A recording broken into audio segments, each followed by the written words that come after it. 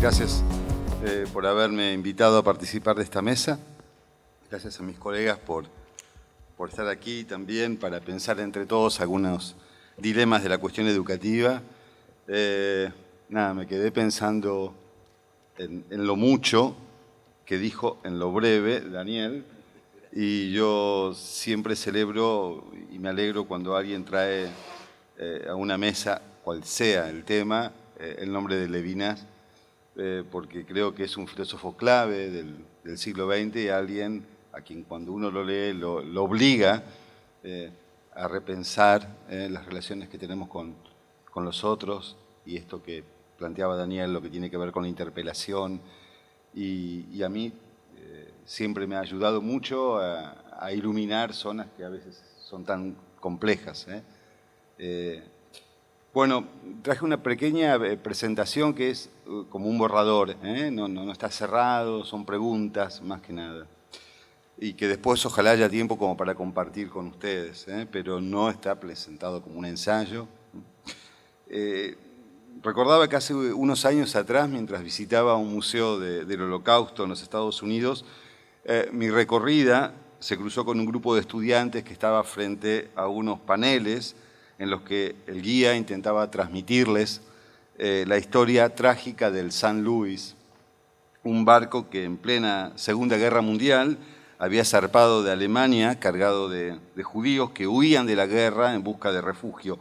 La historia del San Luis es muy conocida, la pueden googlear, está en todas partes, se ha novelizado, se ha llevado al cine, y es muy conocida porque el barco recorrió varios puertos de América sin nunca lograr que le dieran permiso para que ese grupo de viajeros desesperados pudiera descender en Puerto Amigo.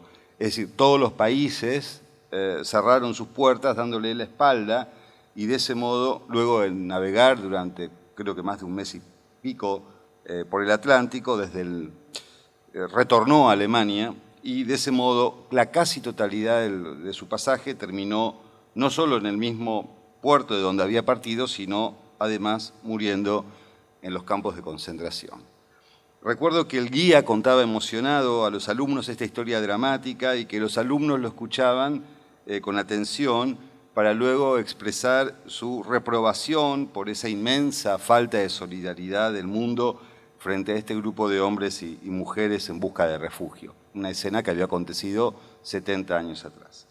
2 días antes, en que transcurre la escena esta que les estoy narrando, un barco cargado de 300 refugiados de origen africano se había hundido frente a las costas de España, muriendo la totalidad del pasaje en el mar. Uno más de las decenas de embarcaciones que en los últimos años naufragan frente a las costas de Europa. Sin embargo, el guía no había hecho ninguna mención a esa tragedia. Imagino que porque necesitaba focalizar la dimensión del dolor pasado en el caso del San Luis, o porque el guión narrativo que le habían encomendado de esa muestra solo contemplaba el ayer como referencia. Siempre que me convocan a hablar sobre la importancia de la memoria, de la historia, de los derechos humanos, no puedo dejar de evocar este episodio porque creo que condensa de manera exacta aquello que podríamos calificar como una escena de verdadero fracaso educativo, ¿no? Al encapsular los hechos del pasado sin establecer su conexión, su vinculación directa o indirecta con el presente en el que vivimos. Alguien decidió contar en ese caso la historia de San Luis y me pregunto cuál era su objetivo. Que los alumnos se emocionaran con la historia de ese puñado de judíos huidos de una muerte segura, que se indignaran por la indiferencia del mundo frente a su desgracia, que sintieran lo cruel e implacable que fue la maquinaria de exterminio nazi.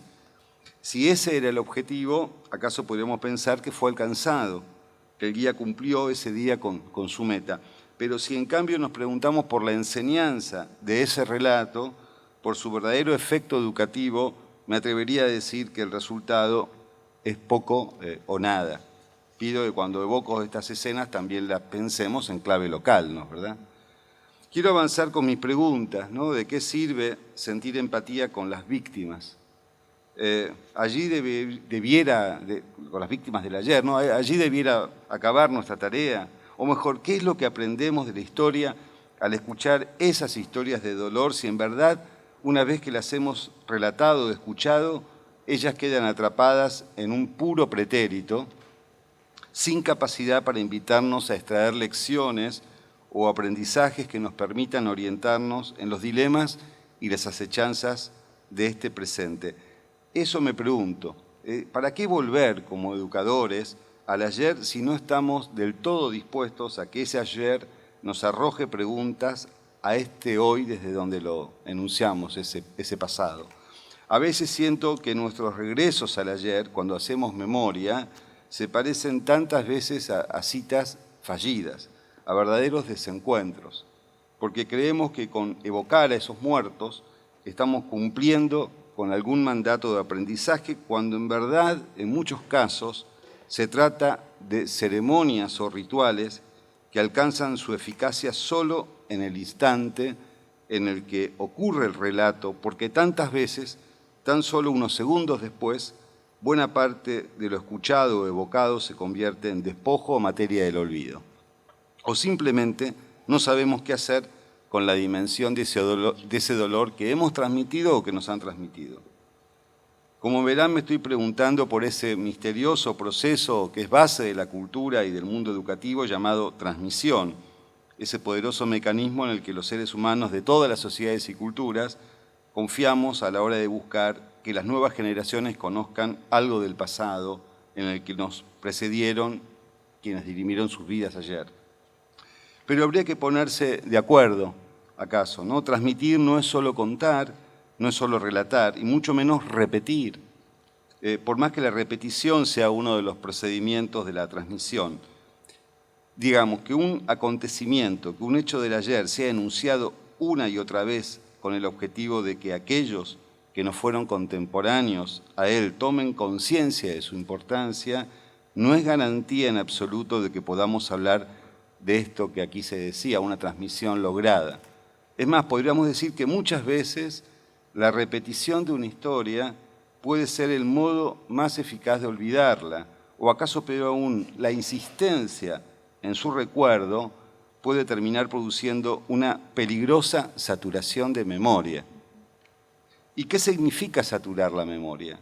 En este sentido, y para ejemplificar esto que aquí digo, quisiera evocar el testimonio de un maestro europeo al evocar los años de su formación educativa en los años inmediatos de la posguerra. Y dice este maestro europeo, como alguien que nació en los Países Bajos en 1958, como alguien que pasó por la educación primaria y secundaria en los años 60 y comienzo de los 70, tuve la memoria de la Segunda Guerra Mundial machacada en mi cabeza en la voz de mis maestros. Recordá, recordá, recordá. O mejor dicho, el sistema escolar holandés y las representaciones en los medios lograron hacerlo, pero fracasaron en obtener el efecto deseado. Debo confesarlo, yo estaba aburridísimo de escuchar todas las historias y de ver todas las imágenes de esa guerra que me eran presentadas como alertas morales. Mi resistencia a las enseñanzas sobre la guerra y el holocausto requieren explicación. ¿Frente a qué aspectos reaccionaba yo de manera tan vehemente? ¿Por qué estaba aburrido en vez de sentirme interpelado moralmente? Esto se pregunta el maestro, ¿no? Nosotros podríamos acaso ayudar a responder esta pregunta del docente holandés. No es que él fuera alguien a quien el holocausto le fuera indiferente, porque sí, sino que sus maestros, el sistema educativo, habían logrado, a fuerza de machacarle repetidamente ese relato, en clave de alerta moral, que el joven generara una poderosa resistencia a seguir escuchando esas historias. Sin embargo, como bien recuerda más adelante Van Merlen, en sus memorias, sus docentes no tenían la misma percepción que él, sino más bien la contraria. Sentían orgullosamente que habían cumplido con el deber de memoria. Salvo, claro, un pequeño detalle. Nunca se preguntaban qué de esa memoria había logrado interesar a los alumnos. ¿No suena este relato de esa escena europea tan cercana a nuestra experiencia educativa argentina? Entiendo, como creo que muchos de los que estamos aquí, al aprendizaje no como una acumulación de datos y conocimientos, sino como una apropiación significativa de eso que hemos recibido, algo lo más alejado a la idea de repetición. En este sentido, hay una cita de Jack Hassoun, un autor al que siempre volvemos los que trabajamos con temas afines a la memoria, que siempre es bueno enunciarla. Él dice, Hassoun, aquello que heredaste, conquístalo para poder poseerlo. Eso dice Hassoun. Siempre he pensado que en esas pocas palabras está concentrado el sentido de lo que podríamos pensar, llamar una transmisión lograda, porque lo que allí está diciendo es que no alcanza con recibir una historia, un legado, con guardarlo en la memoria, es decir, esa mentira repetida en las canciones, todo está guardado en la memoria, los pueblos que olvidan su pasado están condenados a repetir, eso es mentira, no es más que un mantra que se repite para que uno termine creyendo en eso, pero eso es mentira, es decir, una acumulación de memoria puede convertirte en aquel que repite ese mismo hecho doblemente perverso sobre otra comunidad, sino que hay que ser capaz de hacer lo propio. Y eso implica un esfuerzo, un trabajo, estar dispuesto a cumplir con una tarea que requiere de tiempo y dedicación. Volviendo a las memorias del maestro holandés, diría, siguiendo a Hassoun, que a él no le enseñaron nunca a apropiarse de la historia, solo le fue repetida. ¿Cómo contamos nosotros en nuestro sistema educativo nuestros pasados dolorosos? Somos conscientes de que muchas veces nuestros estudiantes escuchan el relato de esas historias con una ajenidad que a veces no alcanzamos a percibir, pero aún más, estamos dispuestos a reconocer que para muchos de ellos las historias que para nosotros son importantes, significativas, ineludibles, para ellos pueden significar poco o nada. Y si así fuera, ¿debiéramos juzgarlos por eso?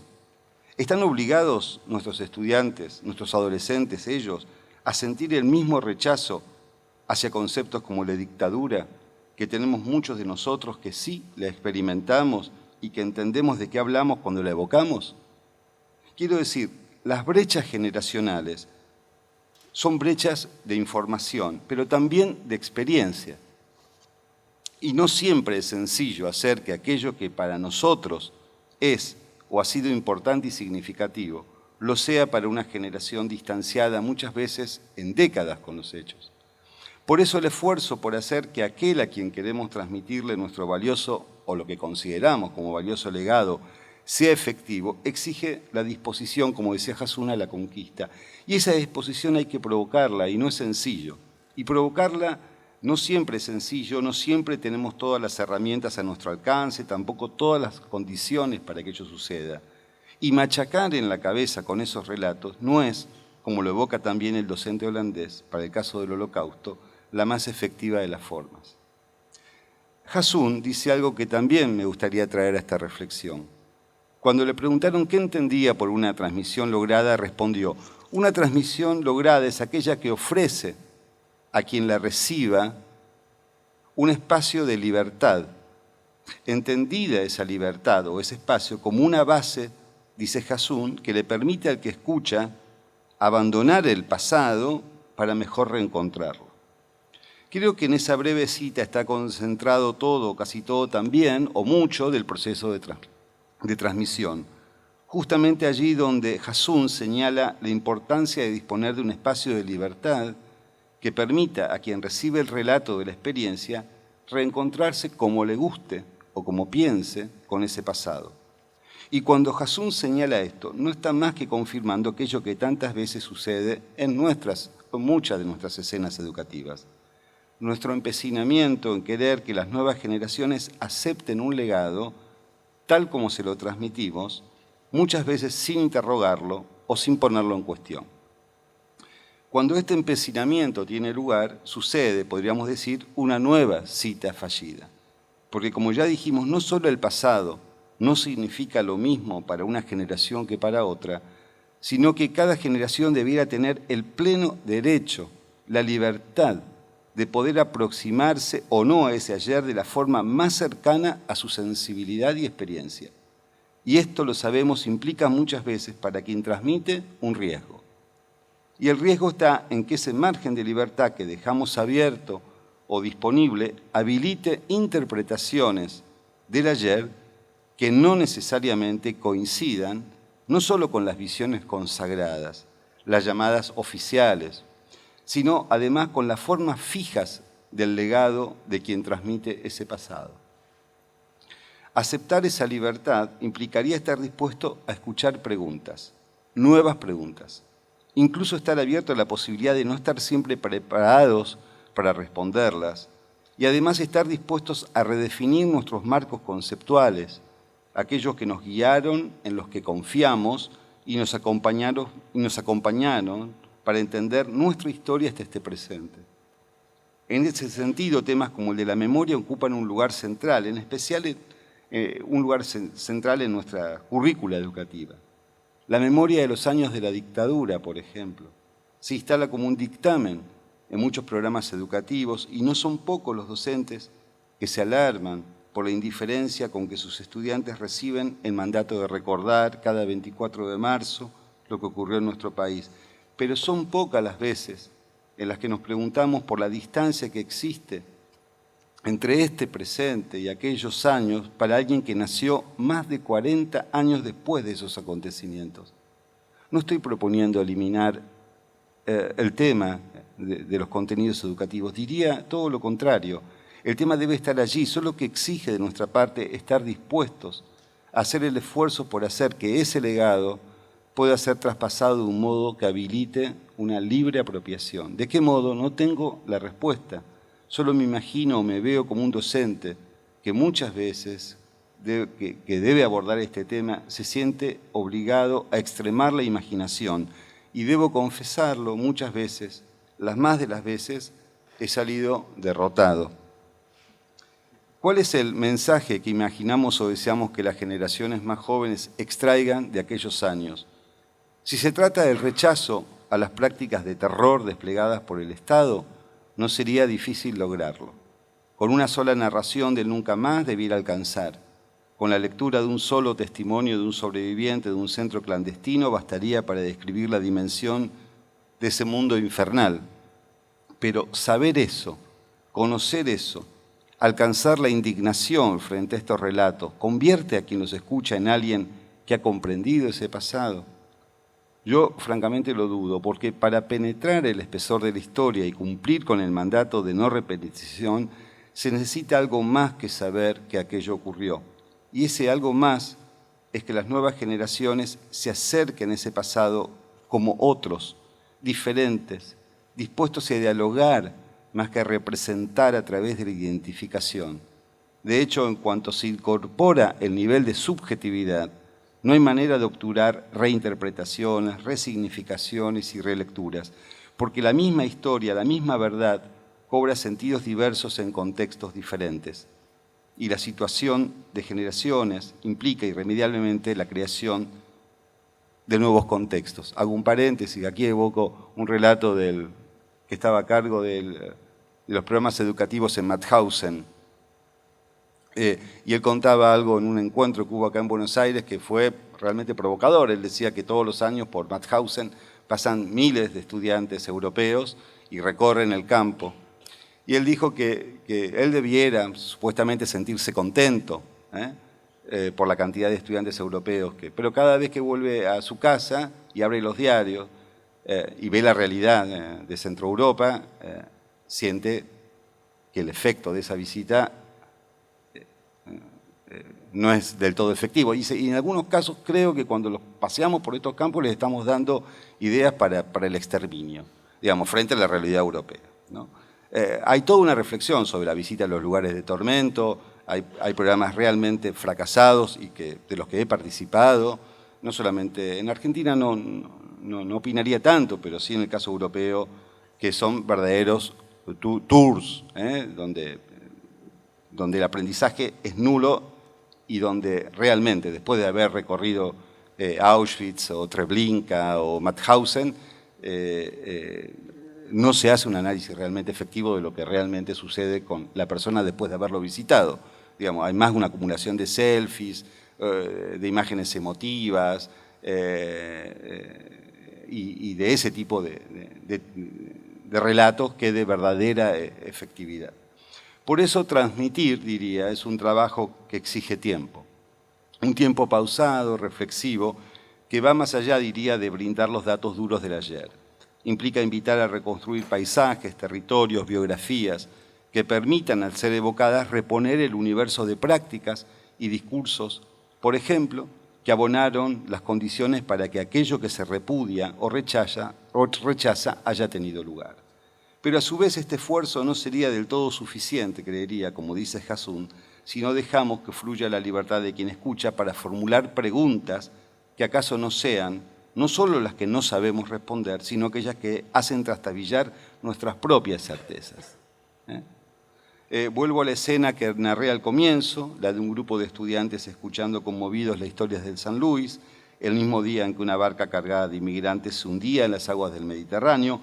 Vuelvo a pensar en cuánto nos cuesta hacer que el pasado que queremos transmitir se ilumine incómodamente con la luz tenebrosa de este presente en el que siguen multiplicándose los dolidos y los humillados de la historia. Y también en el complejo y arduo proceso de transmisión educativa, frente al cual se agolpan más las preguntas que las respuestas y que nos exige a todos imaginar siempre nuevas estrategias, nuevos modos, para hacer que esa vuelta al ayer, lejos de quedar atrapada en un retorno ritualizado, sea de verdad útil para poder cumplir con el mandato de no repetición. Bueno, dejo aquí y después podemos conversar entre todos. Gracias.